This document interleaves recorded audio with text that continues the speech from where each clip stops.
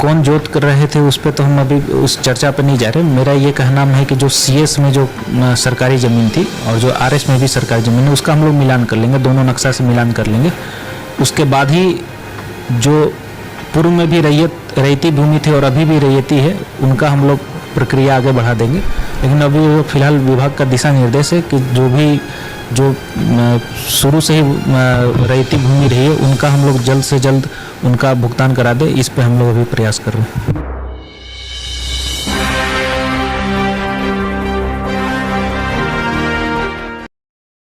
नमस्कार, बिहार मिथिला न्यूज़ में आपका स्वागत है। मैं हूं मनोज।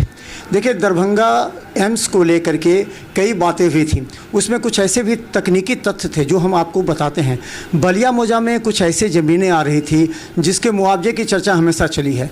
तो हमारे साथ डीसीएलआर साहब हैं जो इस पर पूरी तरह, कई लोग इनसे मिलने आए कि मुआवजा कुछ लोगों को नहीं मिला। ये उन लोगों का कहना है कि हम लोग का ज़मीन गया, गोचर की ज़मीन थी, जो अंग्रेज़ गए अपने साथ कागज़ भी ले गए, कुछ था उसको, तो किसको मुआवजा मिलेगा, किनको नहीं मिलेगा।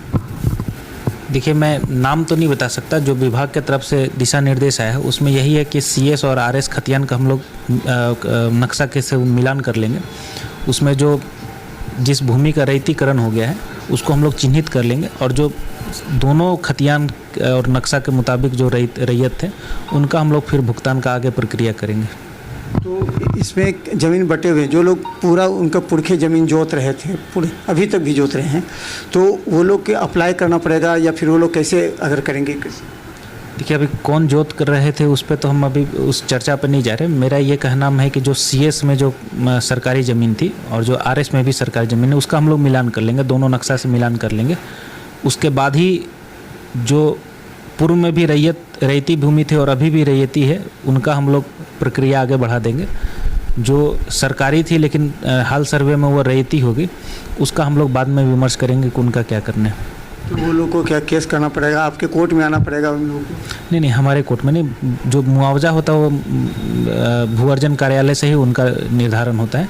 लेकिन अभी जो फिलहाल विभाग का दिशा निर्देश है कि जो शुरू से ही रैयती भूमि रही है उनका हम लोग जल्द से जल्द उनका भुगतान करा दे, इस पे हम लोग अभी प्रयास कर रहे हैं। मुआवजा के कैसे मिलता है, मतलब क्या कोई राशि फिक्स की गई है या फिर उसका कोई सरकारी दर होगा?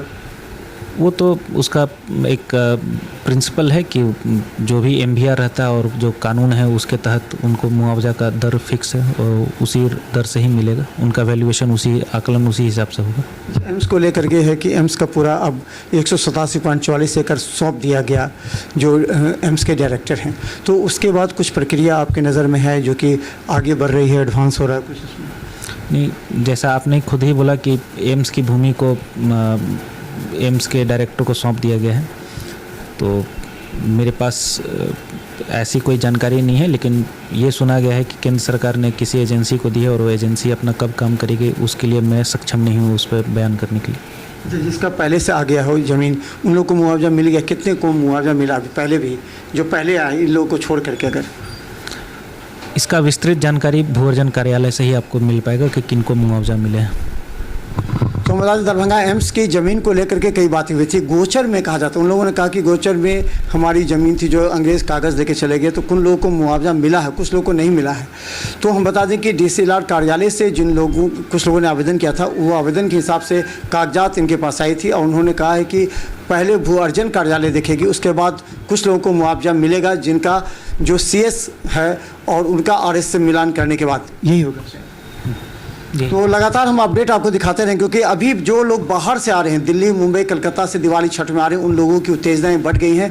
वो विभिन्न कार्यालयों में चक्कर काट रहे हैं कि आखिर वास्तविक समाधान क्या है, और हम आपको सही जानकारी अब तक पहुंचाने का प्रयास करेंगे। देखते रहिए बिहार मिथिला न्यूज़। धन्यवाद।